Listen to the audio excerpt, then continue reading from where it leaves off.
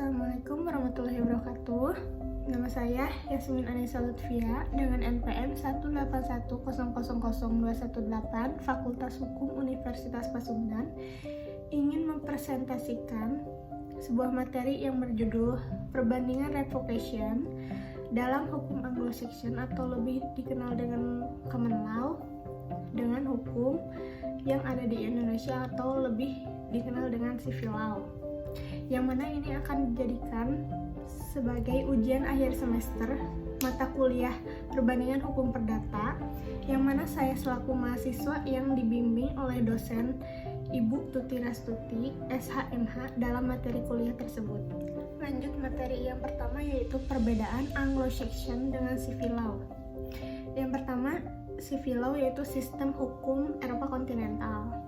Sistem hukum tersebut mempunyai ciri-ciri adanya berbagai ketentuan-ketentuan hukum dikodifikasikan atau dihimpun secara sistematis yang akan ditafsirkan lebih lanjut oleh hakim dalam penerapannya. Selanjutnya, mengenai Anglo-Saxon atau Common Law. Common Law didasarkan pada praktik hukum di mana pengadilan dalam konteks untuk memecahkan sengketa hukum, peranan dan fungsi hakim sebagai pembuat hukum dan menjadikan keputusan-keputusannya menjadi sumber hukum haruslah menjadi penekanan dalam Common Law. Dalam Common Law tidak mengenal mengenai kodifikasi hukum, maka sumber hukum dari Common Law berasal melalui hukum kebiasaan yang sudah mengalami perkembangan sejak lama, bersifat praktis dan pengaruh kerajaan sangatlah kuat. Baik, materi selanjutnya yaitu seperti yang kita ketahui bahwa sebelumnya bahwa sistem hukum Eropa kontinental dengan sistem hukum Anglo-Saxon sangatlah berbeda dilihat dari latar belakangnya. Dimulai dari sejarahnya, sumbernya, peradilannya mempunyai ciri khas masing-masing. Karena dapat dikatakan bahwa kedua sistem tersebut mempunyai gengsi masing-masing dan mereka adalah sistem hukum yang paling dominan di dunia. Eropa kontinental atau Civil Law berasal dari sejarah bangsa Romawi dan mempunyai kitab undang-undang sebagai sumbernya. Apabila ada suatu perkara, maka hakim memutuskan berdasarkan sumbernya. Apabila ada suatu perkara, maka hakim memutuskan berdasarkan undang-undang yang selama tidak ada untuk mengubahnya atau misalnya melakukan banding, kasasi, maka putusan hakim tersebut dianggap benar. Sedangkan Anglo-Saxon atau Common Law berasal dari Inggris yang dijajah oleh bangsa Anglo-Saxon. Dalam sistem hukum Anglo-Saxon tidak mengenal kitab undang-undang. Artinya mereka menggunakan putusan hakim atau judicial decision sebagai sumbernya. Putusan hakim ini harus digunakan atau stare decisis, jadi hakim diberi kewenangan untuk membuat hukum baru. Dari perbedaan tersebut terlihat bahwa kewenangan untuk membuat hukum baru atau sistem hukum itu tidak mungkin terjadi kesamaan. Dengan kata lain, apa yang menjadi patokan dalam sistem hukum tersebut adalah itu tidak dapat berubah kembali. Baik, di sini saya akan menjelaskan apa itu revocation. Dalam hukum kontrak, pencabutan atau revocation adalah ketika pembeli menerima sebuah barang tidak sesuai baik dari penjual. Setelah menerima barang yang tidak sesuai, pembeli dapat memilih untuk menerimanya meskipun terdapat ketidaksesuaian, menolaknya atau walaupun hal ini mungkin tidak diperbolehkan berdasarkan aturan tender yang sempurna, dan apakah penjual masih memiliki waktu untuk memperbaikinya atau mencabut penerimanya. Baik, selanjutnya saya akan menjelaskan mengenai revocation dalam hukum Anglo-Saxon atau Common Law. Di dalam revocation, bahwa kebebasan tanpa batas akan cenderung terjadi penyalahgunaan dan perbuatan merugikan bagi satu pihak yang berada dalam posisi tawar yang lemah, atau sistem Common Law berbeda dengan sistem hukum Civil Law, karena dalam sistem Common Law sumber hukum utamanya adalah putusan hakim atau pengadilan atau bisa disebut sebagai judicial decision. Dan dalam pelaksanaan tahap prakontak ini, apabila salah satu pihak membatalkan sepihak perjanjian tersebut, maka ia dapat dikenai ganti kerugian. Dengan adanya penawaran dan permintaan, dalam tahap prakontak ini, masing-masing pihak harus menegakkan prinsip itikat baik.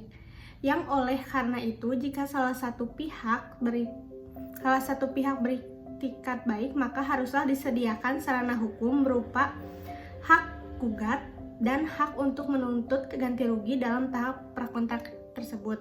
Jika hanya menerapkan fase pelaksanaan kontrak saja, maka tuntutan ganti kerugian dari salah satu pihak yang membatalkan perjanjian hanya sebatas pada isi kontrak, bukan dari tahap prakontrak tersebut. Selanjutnya, revocation dalam hukum civil law. Hukum kontrak Indonesia tujuan normatif sesungguhnya adalah untuk melindungi hak dasar manusia, yaitu hak hidup, kebebasan, dan hak milik. Secara sederhana dapat dikatakan pembatalan kontrak oleh hakim atas kontrak yang tidak memenuhi syarat subjektif terpaku pada faktor diri atau otonomi diri si pelaku kontrak. Hakim tidak mempunyai kewenangan keluar dari lingkaran itu dalam membatalkan suatu kontrak. Titik poin hakim membatalkan suatu kontrak yang tidak memenuhi syarat subjektif diarahkan perlindungan, yaitu kebebasan dari si pelaku kontrak. Maka maknanya yaitu kebebasan dari ialah orang bebas melakukan tindakan dan pilihan tanpa ada gangguan, hambatan dan kesesatan yang dibuat oleh pihak lain. Dalam hal ini yang dipertahankan adalah eksistensi, harkat dan martabat atau ketentuan individu seseorang. Penyerangan terhadap kebebasan itu adalah bentuk eksploitasi manusia atas manusia.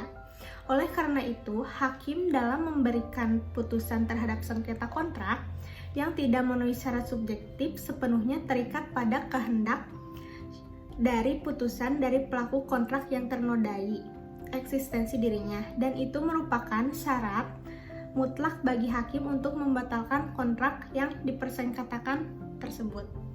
Baik, selanjutnya dalam KUH Perdata ditentukan batalnya suatu kontrak ada dua macam. Yang pertama, batal relatif. Yang kedua, batal absolut.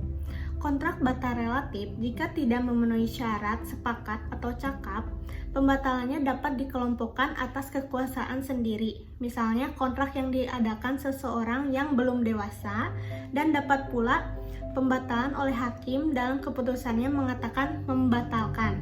Misalnya karena kontrak yang diadakan itu terjadi karena paksaan, kekeliruan, ataupun penipuan. Suatu kontrak batal absolut apabila tidak mengandung hal tertentu atau klausannya bertentangan dengan undang-undang, ketertiban umum, ataupun kesusilaan. Dalam praktiknya, proses pembatalan kontrak yang tidak memenuhi syarat subjektif maupun syarat objektif keduanya tidak ada perbedaan, dan keduanya sama-sama dilakukan oleh hakim melalui proses pengadilan. Baik, selanjutnya perbandingan revocation dalam hukum Anglo-Saxon ataupun civil law. Revocation adalah pencabutan perkara dalam hukum. Revocation perbandingan yang ada pada kedua hukum ini menurut Nur Hadianto yaitu pada sistem hukum Indonesia atau civil law ini memiliki segi positif ataupun negatifnya.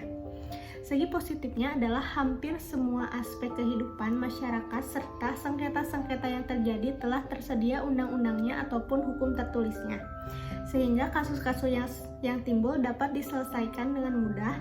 Di samping itu, dengan telah tersedianya berbagai jenis hukum tertulis akan lebih menjamin adanya kepastian hukum dalam proses penyelesaiannya.